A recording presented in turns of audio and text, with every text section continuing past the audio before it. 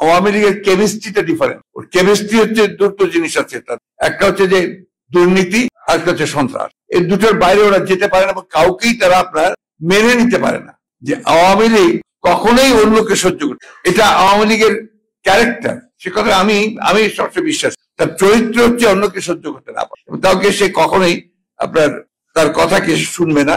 যেটা গণতন্ত্রের প্রধান জিনিসটা হচ্ছে যে অন্যের কথা শোনা এবং একটা আপনার সহনশীলতার চিন্তা করা, সেটা তাদের পরমত সহিষ্ণুতা বলতে তারা কিছুই বিশ্বাস করে না।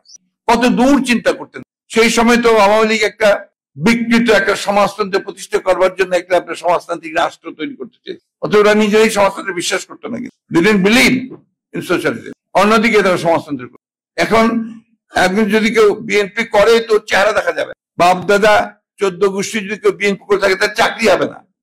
আপনার যার কথা বলে ওনারা সকালে ঘুম থেকে ওঠেন, তার নেতৃত্বে মাত্র 11 মিনিটে আপনার গণতন্ত্রকে ধ্বংস করে দিয়ে একদলীয় সংসদ। আপনি দেখুন কিভাবে তারা নিজের স্বার্থে, ক্ষমতায় থাকার সাথে কিভাবে দেশকে বিক্রি করে দিচ্ছে।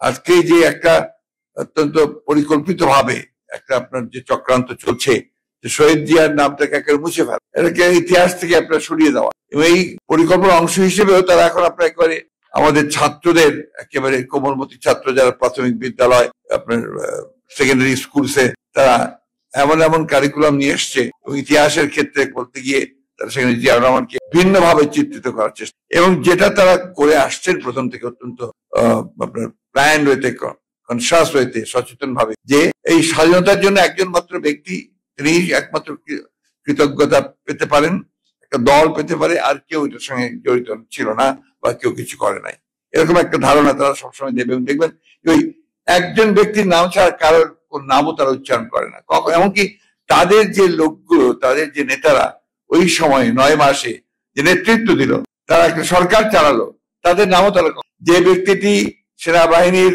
বাংলাদেশ সেনাবাহিনীর, মুক্তি সেনাবাহিনীর যিনি প্রধান ছিলেন, সর্বধিনায়ক ছিলেন, এমআইজি ওসমানীর নাম তারা একবার উচ্চারণ, সেই ক্ষেত্রে তারা যে জিয়াউর রহমানের নাম উচ্চারণ করবেন না, এটা আমি মনে করি একদিক দিয়ে স্বাভাবিক, কারণ ওদের এটা আপনার কেমিস্ট্রিতে নেই। প্রতিটি ব্যক্তির উপরে এখন 1,55,000 টাকা আপনার ঋণ, প্রতিটি ব্যক্তির উপরে এদেশে হিসাব করে, যেভাবে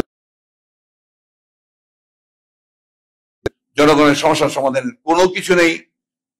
যে ইনফ্লেশন, সেই ইনফ্লেশন বন্ধ করার কোনো ব্যবস্থা নেই, সেটাকে রোখার কোনো ব্যবস্থা নেই, তারা সেটাকে আরো বাড়ানোর জন্য যা যা করা করেছে।